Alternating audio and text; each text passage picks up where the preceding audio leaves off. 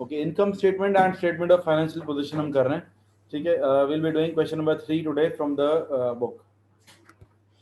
अच्छा भाई, yes, past papers नहीं, माय बुक, ठीक है। जो मेरी बुक है उसमें से क्वेश्चन नंबर 3 जो प्रैक्टिस क्वेश्चंस हैं उसमें से we will be doing question number 3।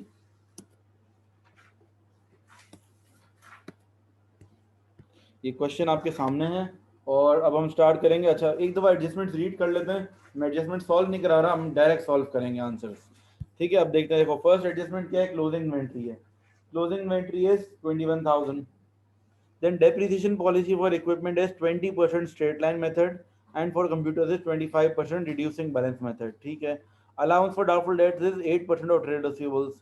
So electricity is prepaid and communication is accrued. Loan carries interest at 5%. Adjustment सारी रीड कर लेंगे ताकि वी नीड टू रिमेंबर कि कौन कहाँ कहाँ एडजस्टमेंट है। या एक काम करते हैं, हम थोड़ा सा हाईलाइट कर लेते हैं कि किस किस एंट्री में एडजस्टमेंट है, ताकि जब हम उसको लिखते जाएं तो याद आ जाए कि एडजस्टमेंट देखनी है। इलेक्ट्रिसिटी इज प्रीपेड, तो इलेक्ट्रिसिटी और क्या एक्रूड है? कम्युनिकेशन इज एक्रूड, ठीक है, इनको हाईलाइट कर लिया मैंने। लोन कैरीज इंटरेस्ट, तो bank loan, loan interest paid, इसको भी हाईलाइट कर लेता हूँ। There is an adjustment. Drawings के अंदर एडजस्टमेंट है, ठीक है, ये मैंने हाईलाइट कर ली सारी एडजस्टमेंट्स। अब हम इसको सॉल्व करते हैं। ओके, सबसे पहले स्टार्ट को टॉप पर लिखेंगे name of the owner, Mary. Income statement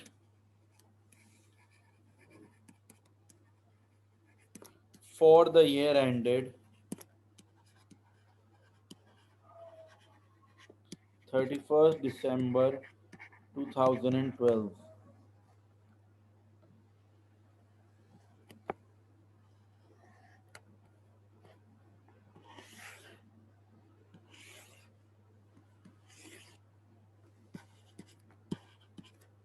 अच्छा जी, स्टार्ट करेंगे सेल्स से। सेल्स कितने की है? 470,000 less return inward, sales return, sales return है 15,000, तो आ जाएगा नेट सेल्स 455,000। नेट सेल्स के बाद less cost of sales, cost of sales में भी हैव ओपनिंग इन्वेंट्री,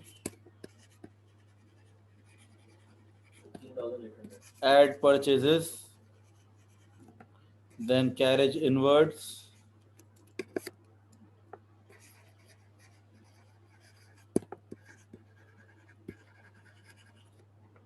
ठीक है। ओपनिंग इन्वेंट्री कितनी है आपकी? 15,800। एड परचेजेस, परचेज हैं 225,600, 255,600 sorry 255,600। Then carriage inwards, carriage inwards है 7,650 लेस। अच्छा, परचेज रिटर्न ऊपर भी आ सकता था। परचेजेस रिटर्न, परचेज रिटर्न है 12,000 और फिर less goods drawings,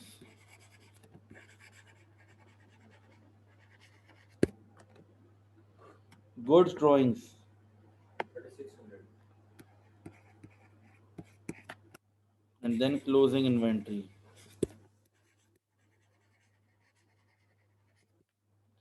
closing inventory है 21,000।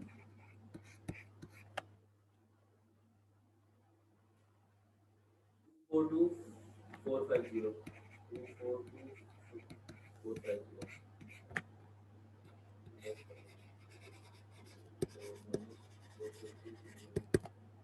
212,550 212,550 ऐड करेंगे। अदर इनकम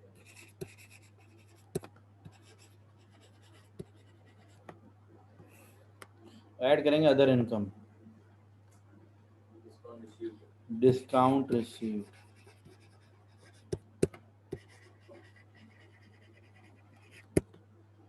कितना है discount received? 3525 discount received is 13525। अच्छा अब ये देख लेते हैं हम कि provision for doubtful debt decrease तो नहीं हो रहा। Provision for doubtful debts, provision for doubtful debts के बारे में क्या बोला हुआ? Allowance for doubtful dates is 8% of trade receivables. We add this, right? Yes, we'll add this, but first we'll check out if the provision for doubtful debt is decreasing or increasing.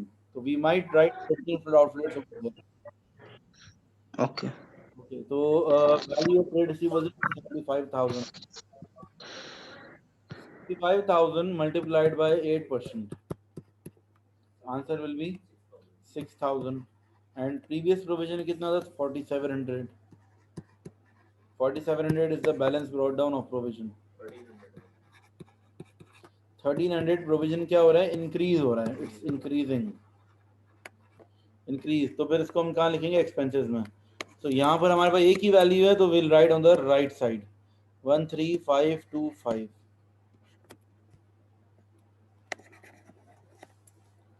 13525 add करेंगे इसको 226075 226,075 less expenses.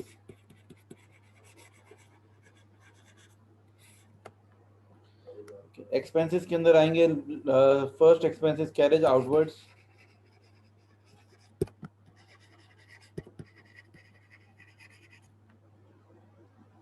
First expense है carriage outwards 5875। उसके बाद rent paid, rent कितना है आपका? 19870। इसमें कुछ एडजस्टमेंट तो नहीं है रेंट में? रेंट में देयर इज नो एडजस्टमेंट, तो हम डायरेक्टली वहां लिख देंगे 19870।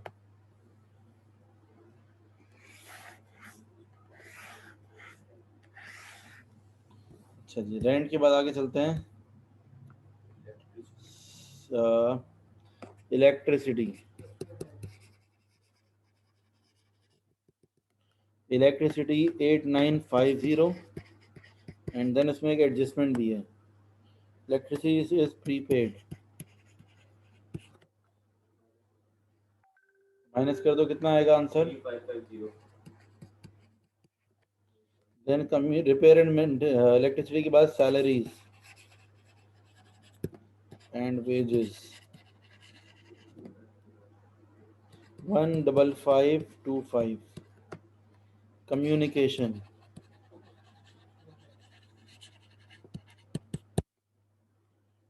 3120 प्लस एक्रूड कितना है? 3000 एक्रूड है।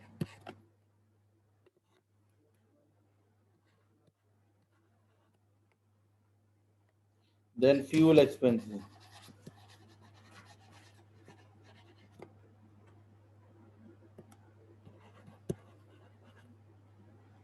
Fuel is 2548।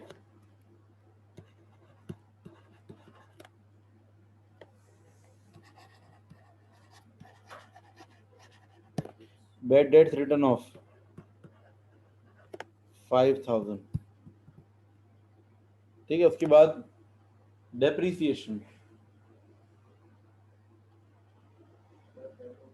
वो डाउटफुल डेट्स भी लिख रहे हैं ना, इंक्रीज इन डाउटफुल डेट्स। अच्छा फिर increase in provision for doubtful dates, increase in provision for doubtful dates कितनी अमाउंट है? 1300। अच्छा देन डेप्रीसिएशन, डेप्रीसिएशन ऑन हमारे पास कौन कौन से एसेट्स हैं? Equipment and computers. इक्विपमेंट की डेप्रीसिएशन कैसे निकालेंगे? क्या परसेंटेज है इक्विपमेंट के लिए? Straight line method 20%। तो 400,000 इंटू 20%, 400,000 मल्टीप्लाइड बाय 20%, 80,000 आ गया। Then depreciation on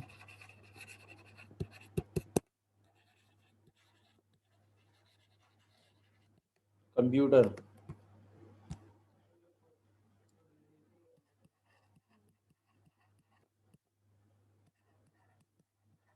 reducing balance method है, 180,000 minus 65,000 then multiplied by rate.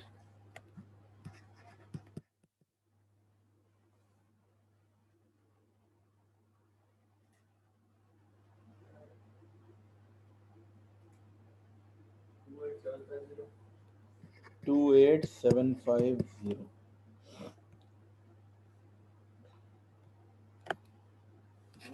Loan interest. Loan interest कितना है? 5%। लोन का इंटरेस्ट एट 5%। लोन की ओरिजिनल अमाउंट है 100,000, 5,000 हो जाएगा लोन इंटरेस्ट। सबको ऐड कर लेंगे।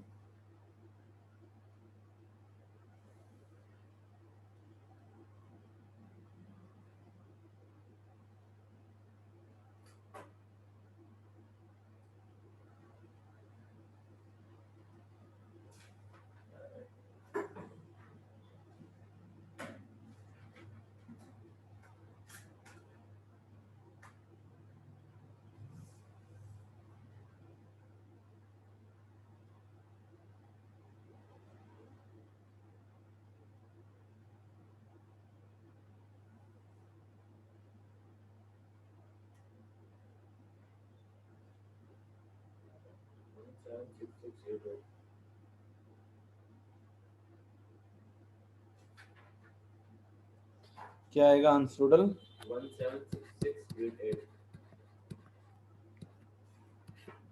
176,688 तो आ जाएगा profit for the year.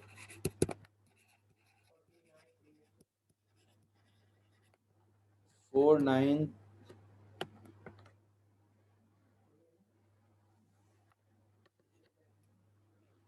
387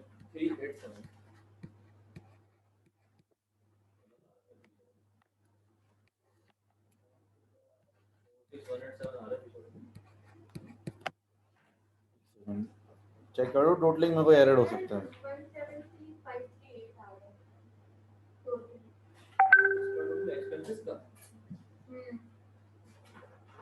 expenses के टोटल में भी पॉसिबल कि आपकी कोई मिस्टेक हो गई हो। टोटलिंग है 173, उसको माइनस करो आप ऊपर से।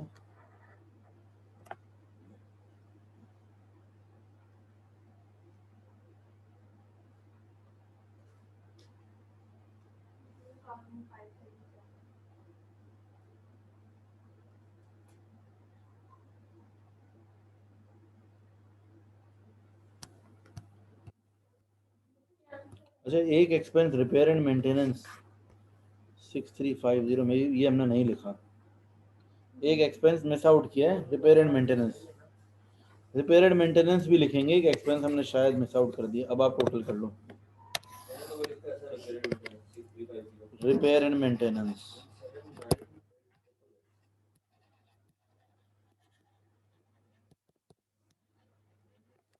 6350। अब मुझे टोटल करके बता दो।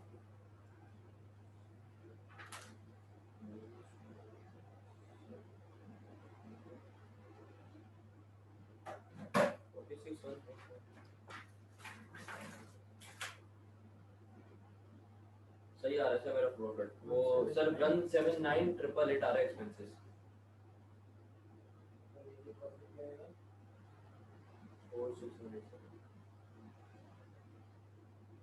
ठीक है, टोटल क्या आ रहा है? सर टोटल आ रहा है 179,888 और प्रॉफिट आ रहा है 46,187। ये आ गया प्रॉफिट फॉर द ईयर। ठीक है,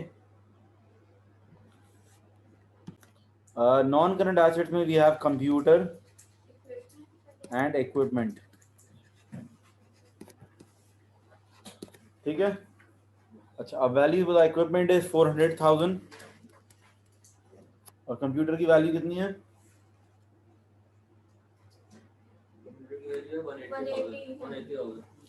180,000। ओके, फर्स्ट कॉलम में लिखते हैं cost and then second column में हम क्या लिखेंगे? Provision for depreciation. ठीक है। सेकंड कॉलम में provision for depreciation. Provision for depreciation में current year depreciation and previous year दोनों ऐड कर लेंगे। ठीक है। करंट ईयर की डेप्रिसिएशन है 80,000 इक्विपमेंट की, प्रीवियस ईयर की कितनी थी 150, सो टोटल ऐड करके विल राइट 150 प्लस 80 230,000। इक्विपमेंट के अंदर आ जाएगा 230,000, so the answer will be 170,000 net book value आ जाएगी। थर्ड कॉलम में क्या करते हैं, cost minus provision for depreciation. Okay, computers की वैल्यू है करंट ईयर डेप्रिसिएशन इज 28750। अच्छा, इसके अंदर हम ऐड करेंगे 65,000 प्रीवियस डेप्रिसिएशन।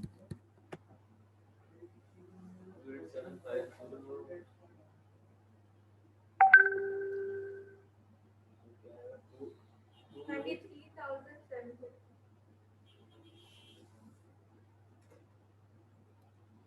कितना हो गया टोटल, क्या हो गया 93750।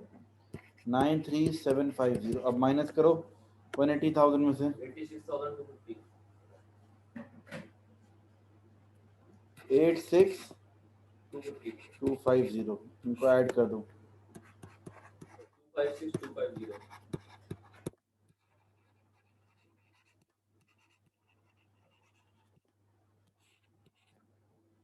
250 256,250।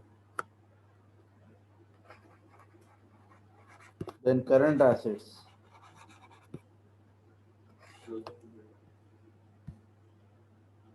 Current assets में we have closing inventory,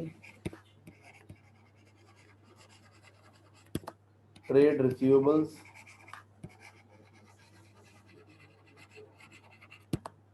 less provision for doubtful debts,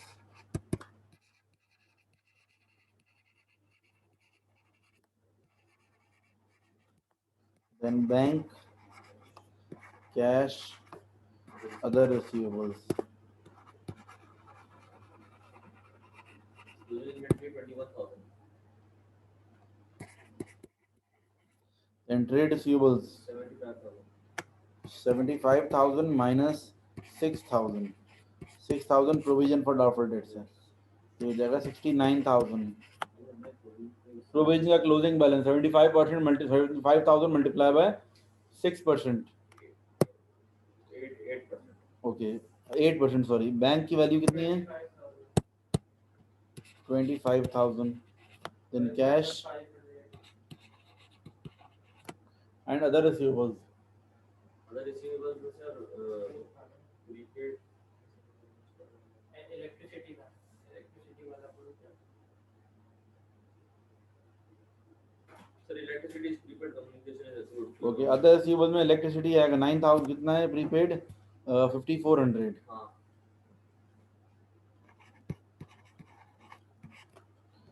total कर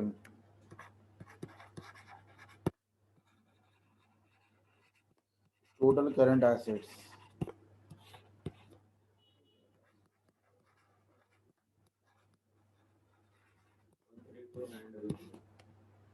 टोटल करंट एसेट 132,900। अब ऐड कर लेंगे ऊपर से, टोटल एसेट्स कितने आ जाएंगे फिर,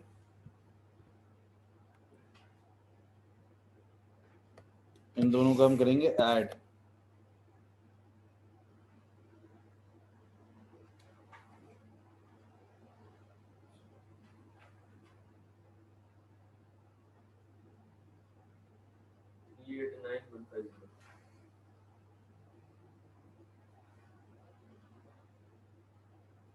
कितना हो जाएगा 389,150। This is total assets. ठीक है, अब कैपिटल और लायबिलिटी इसके बराबर आना चाहिए।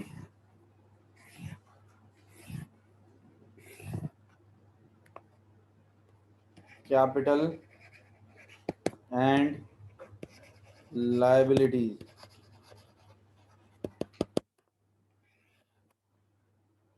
कैपिटल एंड लायबिलिटीज पहले लिखेंगे कैपिटल,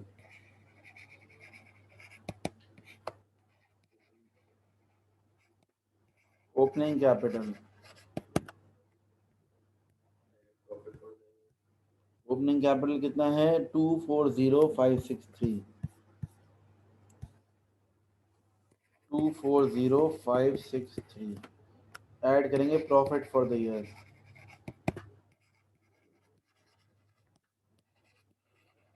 46187. 46187 Yes. Less drawings. हाँ, गुड्स ड्रॉन प्लस होगा उसमें। अच्छा ड्राइंग्स में दोनों ऐड हो जाएंगी। गुड ड्राइंग्स कितनी है? गुड्स ड्रॉन 3600 है और ड्राइंग्स है 29000। 29,000 प्लस 3600 32,600। 32,600। और कुछ है?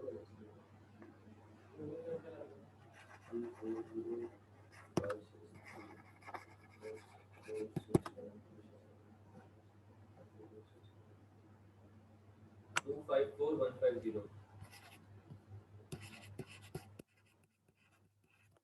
ये क्लोजिंग कैपिटल आ गया। ठीक है, then non current liabilities.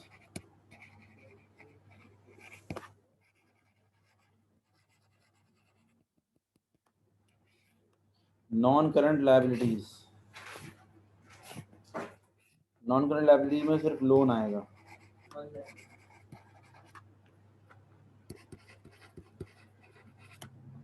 Then current liabilities,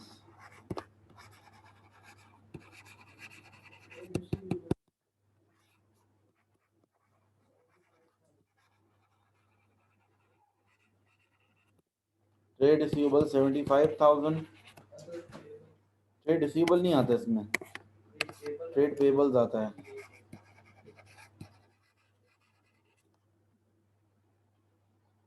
trade payables and other payables. 30,000। Other payables में वी हैव टू थिंग्स। एक तो एक्रूड है। एक्रूड कितना है? 3,000। और एक हमारे पास लोन इंटरेस्ट का जो है बैलेंस होगा। लोन इंटरेस्ट जो था, एक्चुअली लोन इंटरेस्ट वो 5,000 था। 5,000 में से वी हैव पेड 3,000, जी। तो उसका मतलब है 2,000 इज एक्रूड। 2000 प्लस 3000। 5,000 ही होगी। अब जब इन तीनों को प्लस करेंगे हम, तो टोटल हमारा मैच करना चाहिए।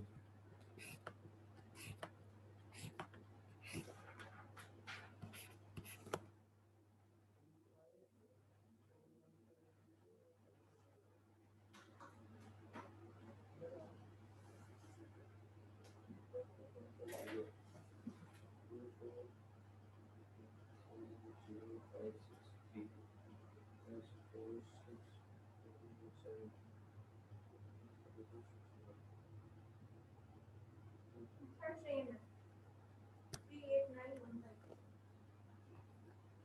38915। 389,150।